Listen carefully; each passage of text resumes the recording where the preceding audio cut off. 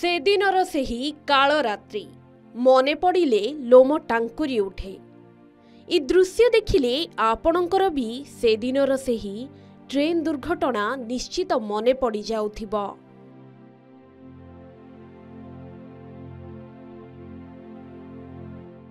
Baleshwar Bahanaga rail दुर्घटना को आज पूरीछि वर्षे। 2023 जून 2 शुक्रवार समय पाखापाखि 7टा होइथिबो। खबर आसिला करमंडल एक्सप्रेस धक्का। लोकंक चित्कारे फाटी पड़ुथिला समग्र परिवेश। ट्रेन बगी सबु एणे तेणे बिछाड़ी होई पड़िथिला।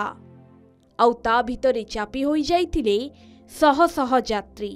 ट्रेन धक्का हेबार शब्द एते जोरे होइथिला जे निकटस्थ अंचल थरी उठिथिला।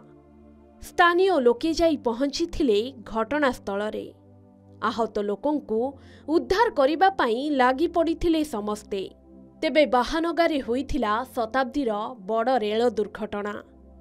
मालबाही ट्रेन करमंडल एक्सप्रेस और जसवंतपुर एक्सप्रेस मध्यरे दुर्घटना घटी छारखार होई जाइथिला अनेक धनजीवन। सारा विश्व को स्तब्ध करिथिला करमंडल ट्रेन दुर्घटना। आज एही घटना को वर्षे पूरीछि। दिन बदलिछि, समय बदलिछि, किंतु सेही दिनर से दुखद घटना काहारी मनरू आज भी लिभि नाही। 293 यात्री मृत्यु होइथिबा बेले 1100 ऊर्ध्व यात्री आहत होइथिले। एही दुर्घटना सारा विश्व को दोहलाई देइथिला। ट्रक तळु सुभुतिला बंचा बंचार चित्कार। खबर प्रचार हेउ हेउ संगे संगे रेल लाइन पाखरे लागि जाइथिला लोकंक भिड़।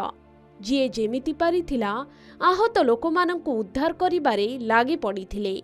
स्थानीय लोकंक ठारु आरंभ करी विभिन्न स्वेच्छासेवी संगठन मानंक द्वारा उद्धार कार्य चलिथिला। नियोजित थिले 50 डाक्टर, 200 आम्बुलांस, 50 बस और 24 मोबाइल हेल्थ यूनिट। एहासह स्थल सेना, वायुसेना, अग्निशम विभाग, ओड्राफ टीम, एनडीआरएफ टीम सह मोट 1200 रु अधिक पुलिस कर्मचारी उद्धार कार्य लागि पड़िथिले। बालेश्वर ट्रेन दुर्घटना दिन उद्धार कार्य लागि पड़िथिले बालेश्वरवासी, जिए जेउ प्रकार साहाय्य करिथिले। बिछाड़ी होई पड़िथिबा ट्रेन बगीरु लोकंकु उद्धार करी किए आहतंकु पानी देउथाए तो किए सेमानंकु आउंसी देउथाए। तुरंत सेमानंकु डाक्तरखाना रे भर्ती करिबाको व्यवस्था करिथिले।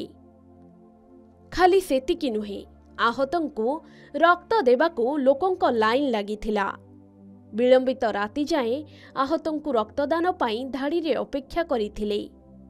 विपत्ति समय रे बालेश्वरवासी जेउ भली कार्य करिथिले ताहा उदाहरण सृष्टि करिथिला। साउंटिथिला प्रशंसा। ट्रेन दुर्घटना एते भयंकर थिला जे एथिरे प्राण हराइथिबा यात्रींको चिन्हिबा मुस्किल होई पड़िथिला। सबुठारु अधिक आह्वानपूर्ण थिला मृतदेह चिन्हट करिबा ओ परिवार सदस्यंकु हस्तांतर करिबा प्रक्रिया। एथिपाई ओडिशा सरकार स्वतंत्र व्यवस्था ग्रहण करिथिले। दुर्घटना परे प्रधानमंत्री, मुख्यमंत्री, पश्चिमबंग मुख्यमंत्री और अनेक नेतांक सुओ छुटिथिला।